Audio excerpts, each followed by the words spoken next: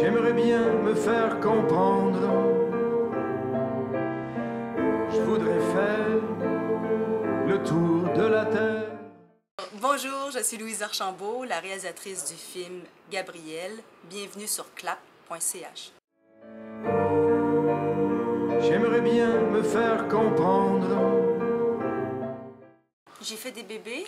Ah bon? Alors ouais, c'est deux productions qui grandissent. Alors ouais, j'ai eu des enfants aussi. Alors c'est vrai qu'après Familia, j'ai pris beaucoup moins de choses. On m'offrait des trucs, puis je me suis concentrée. Et le papa, qui est aussi réalisateur et chef opérateur, ben, c'est ça. Et donc, puis j'ai fait d'autres choses, d'autres réalisations, mais pas en long métrage. Et donc, et l'écriture du film Gabriel a été assez long, en fait. Pendant longtemps, le film, on avait les sous pour le faire et il y avait deux histoires qui cohabitaient. Donc, le personnage de la sœur était en Inde et donc, j'étais allée écrire et faire de la recherche en Inde. C'était pas pour aller en Inde, j'avais pas l'appel de l'Inde, mais l'histoire, donc l'école, l'organisme qui m'intéressait est vraiment basé là. Et en fait, pour Gabriel, je suis allée tourner là. Et puis, à un moment donné, c'était trop gros, trop cher, trop coûteux. Et donc, j'ai décidé de scinder le film en deux et me concentrer sur le volet qui était déjà assez costaud de l'histoire d'amour de Gabriel avec une incursion en Inde. J'aimerais bien me faire comprendre. Oui, ça a influencé. En fait, j'avais le scénario d'écrit, donc cette version-là était écrite parce que je me suis inspirée de beaucoup de gens hein, au fil des rencontres. Il y a une personne qui te fait rencontrer quelqu'un d'autre, un autre organisme. Alors vraiment, tu baignes à travers différentes inspirations. Puis à un moment donné, je suis arrivée et j'ai fait la rencontre d'une école qui s'appelle Les Muses, basée à Montréal, au Québec. Et c'est une école spécialisée pour les donc en chant, en danse, en théâtre, pour les gens qui ont un handicap intellectuel, autistes, trisomiques, déficience intellectuelle. Mais non pas qui veut, il y a vraiment un système d'audition et ils veulent vraiment en faire des acteurs ou des chanteurs. Et donc, quand je suis arrivée, la première fois, j'arrive, c'est le cours de chant. Il y a Gabrielle, déjà lumineuse, elle a vraiment une fraîcheur, là, et elle chante vraiment d'une façon impeccable. Et moi, je suis arrivée, puis là, ça chante, puis je me dis, ouais, non, c'est pas bon pour mon film, ils sont trop bons. Ils sont trop bons, ils chantent bien, ils n'ont pas l'air handicapés. Et là, c'est la pause, et là, on se met à me parler. Et là, je fais « Oh boy! OK! » C'est parfait pour mon film. Parce que là, les conversations, c'est toujours à côté. Hein? Tu poses une question, puis c'est une autre logique. Mais avec un cœur incroyable. Alors donc, j'ai passé beaucoup de temps avec eux. Et donc, le scénario s'est peaufiné avec non seulement Gabriel, mais tous ces membres-là. J'ai peaufiné des détails, parfois des dialogues.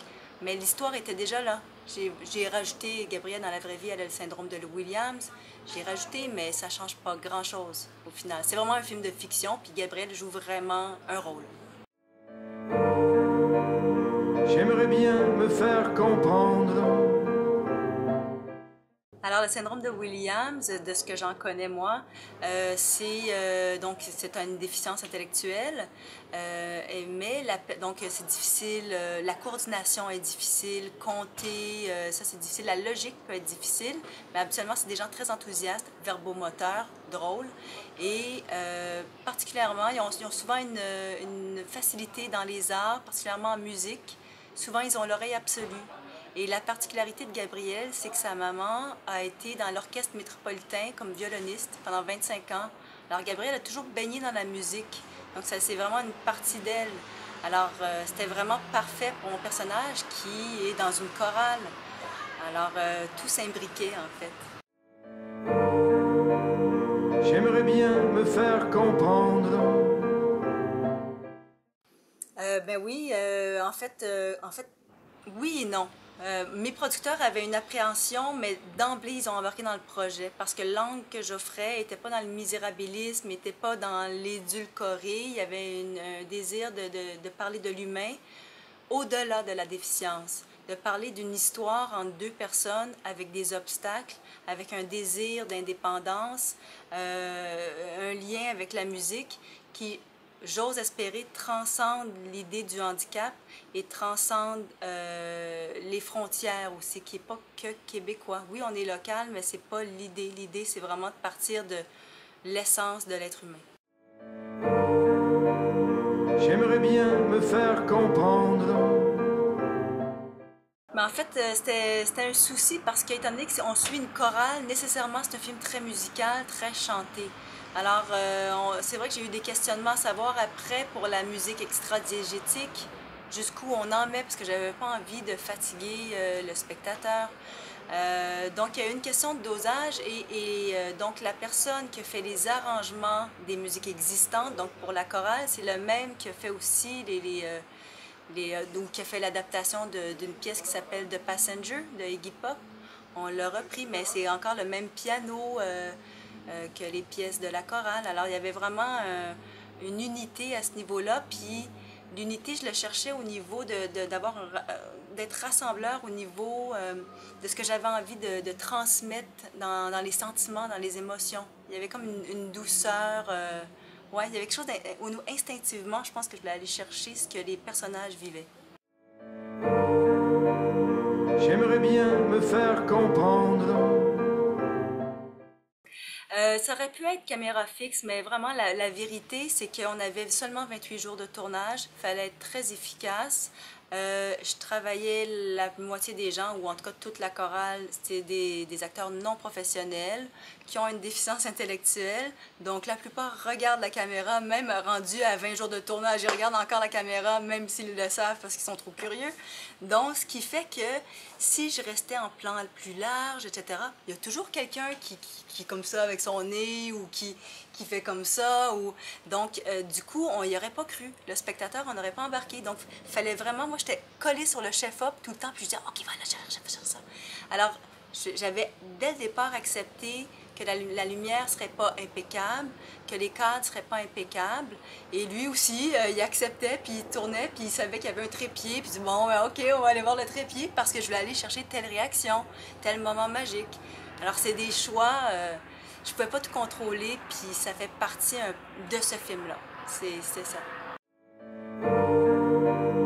J'aimerais bien me faire comprendre. Ben, entre les réalisateurs québécois, oui, on se connaît quand même bien, puis je pense qu'on se respecte et on s'aime beaucoup. On est content de se voir, puis je pense qu'on aime s'encourager un l'autre. Ça ne veut pas dire qu'on a le même genre de cinéma. On a vraiment... Puis de plus en plus, en fait, parce que le cinéma québécois est assez jeune. Initialement, c'était vraiment du documentaire dans les années 60-70. Et maintenant, de plus en plus, il y a une diversité de genres. Alors, oui, il y a le film d'auteur, mais il peut y avoir aussi des films de genre, des trailers, etc., des comédies. Et donc, mais au niveau des réalisateurs ou des cinéastes, je pense qu'il y a quand même une communauté.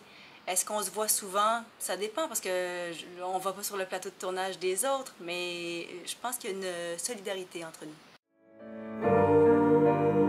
J'aimerais bien me faire comprendre.